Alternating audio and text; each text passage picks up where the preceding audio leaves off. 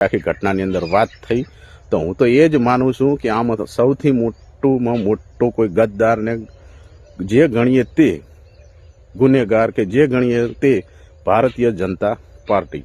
રાજુ કરપડાને ફસાવવા, જેલની સાળિયા પાછળ ધકેલવા, ફરી એમને દબાણ કરવું, પ્રેશર કરવું, એમની સાથે ડીલો કરવી અને આમ આદમી પાર્ટીના ઉપર અમુક લોકો ઉપર કીચડ ઉછાળવા રાજુ કરપડા તરફથી આખું ષડયંત્ર ભારતીય જનતા પાર્ટીએ રચ્યું.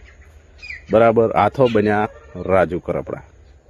બરાબર, આ જ સ્પષ્ટતા હકીકત છે, આ જ આખો સ્વાર્થ છે. અને આવનારા સમયની અંદર મિત્રો જોજો, જો રાજુ કરપડા સત્ય હશે તો ભારતીય જનતા પાર્ટી સાથે નહીં જોડાય. અને જો રાજુ કરપડા જૂઠા હશે, ડરી ગયા હશે, તો ભારતીય જનતા પાર્ટી સાથે અવશ્ય જોડાવાના છે. એ નક્કી છે. રેડી? આજ આપણો આજના વિડીયોની અંદર વાત હતી, સારો હતો.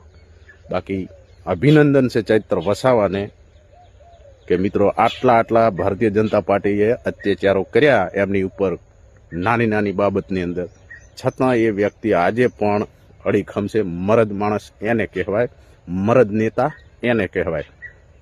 બરાબર, બાકી ડરી જાય ડરપોકના આમ આદમી પાર્ટીમાં કોઈ કામ નથી. કોઈ પણ પાર્ટી જોઈન કરી લે એમનો વિચાર.